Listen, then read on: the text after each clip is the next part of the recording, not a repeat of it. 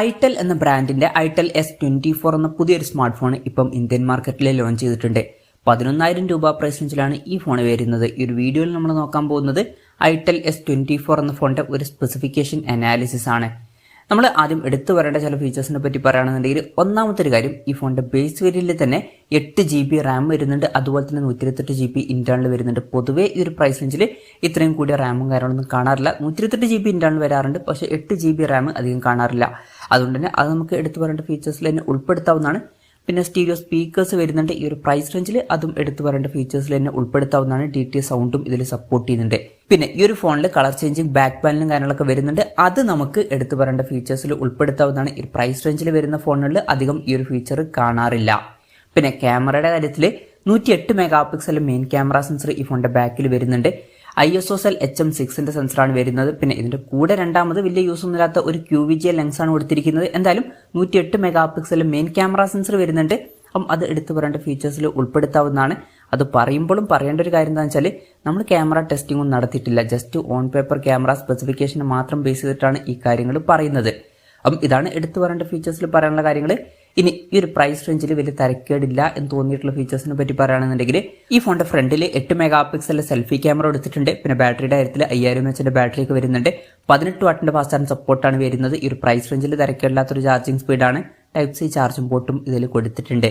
പിന്നെ പ്രോസസറിന്റെ കാര്യത്തിൽ മീഡിയാടെക്കിന്റെ Helio G91 എന്നുള്ള പ്രോസസ്സറാണ് വരുന്നത്. ഇത് പുതിയൊരു പ്രോസസ്സറാണ്. ഈ ഒരു പ്രൈസ് റേഞ്ചിൽ വലിയ തരക്കേടില്ലാത്തൊരു പ്രോസസ്സർ എന്നൊക്കെ പറയാം. പിന്നെ 5G സപ്പോർട്ടൊന്നുമില്ല, മാക്സിമം 4G സപ്പോർട്ടേ ഇതിൽ വരുന്നുള്ളൂ.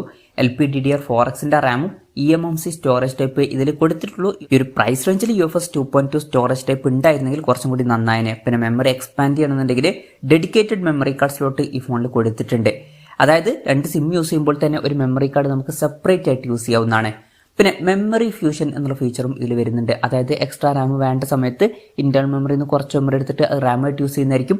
അങ്ങനെ 8 GB റാം വരെ എക്സ്ട്രാ നമുക്ക് ലഭിക്കുന്നതായിരിക്കും. 3.5mm ഓഡിയോ ജാക്ക് ഈ ഫോണിൽ കൊടുത്തിട്ടുണ്ട്. പിന്നെ Android 13 ബേസ് ആയിട്ടുള്ള സോഫ്റ്റ്വെയർ ആണ് വരുന്നത്. ഐടെൽ OS സോഫ്റ്റ്വെയർ ആണ് ഇതിൽ കൊടുത്തിരിക്കുന്നത്. Android 14 സോഫ്റ്റ്വെയർ ഉണ്ടായിരുന്നെങ്കിൽ കുറച്ചും കൂടി നന്നായേനെ. പിന്നെ ഈ ഫോണിൽ side mounted finger print sensor കൊടുത്തിട്ടുണ്ട്.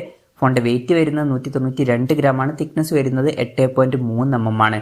പിന്നെ ഈ ഫോണിന്റെ ഡോൺ വൈറ്റ് അതുപോലെ തന്നെ സ്റ്റാറി ബ്ലാക്ക് എന്നീ കളർ വേരിയൻസ് ആണ് ഇപ്പോൾ ലോഞ്ച് ചെയ്തിരിക്കുന്നത്. പിന്നെ ഡിസ്പ്ലേയുടെ കാര്യത്തിൽ 90 Hz റിഫ്രഷ് റേറ്റ് ഒക്കെ ഇതിൽ സപ്പോർട്ട് ചെയ്യുന്നുണ്ട്. 120 Hz ടച്ച് സാമ്പിളിംഗ് റേറ്റ് വരുന്നുണ്ട്. പഞ്ചോൾ ഡിസൈൻ കൊടുത്തിട്ടുണ്ട്. പഞ്ചോൾ വരുന്ന ടോപ്പ് സെന്റർ ഭാഗത്ത് ആയിട്ടാണ്. പീക്ക് ബ്രൈറ്റ്നസ് 480 nits ഒക്കെ വരുന്നുണ്ട്. പിന്നെ ഡൈനാമിക് ബാർ എന്നുള്ള ഫീച്ചർ ഇതിൽ വരുന്നുണ്ട്. അതായത് iPhone 15 സീരീസിലേതുപോലെ ആയിരിക്കും നോട്ടിഫിക്കേഷനും കാര്യങ്ങളൊക്കെ വരിക. ആ ഒരു പഞ്ചോളുടെ ഭാഗത്തായിട്ട് നോട്ടിഫിക്കേഷൻ വരുന്നതായിരിക്കും.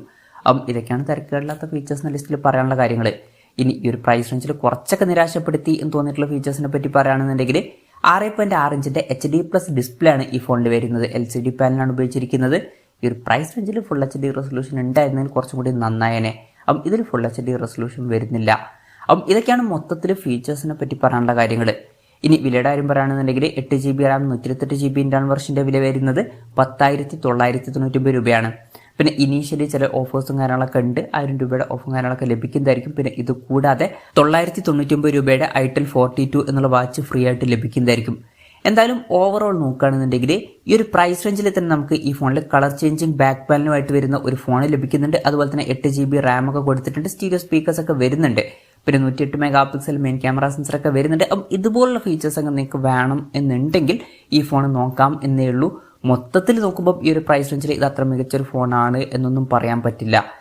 ഇൻട്രസ്റ്റിംഗ് ആയിട്ടുള്ള ചില ഫീച്ചേഴ്സ് വരുന്നുണ്ട്. ഈ ഫീച്ചേഴ്സ് വേണം എന്നുണ്ടെങ്കിൽ മാത്രം ഈ ഫോൺ എടുക്കാം. മൊത്തത്തിൽ നോക്കുമ്പോൾ അത്ര ബെസ്റ്റ് ആയിട്ടുള്ള ഫോൺ എന്ന് ഞാൻ പറയില്ല. എന്തായാലും ഐടെൽ S24 എന്നുള്ള ഫോണിനെ പറ്റിയിട്ടുള്ള നിങ്ങളുടെ അഭിപ്രായം ജസ്റ്റ് ഒന്ന് കമൻറ്റ് ചെയ്യുക.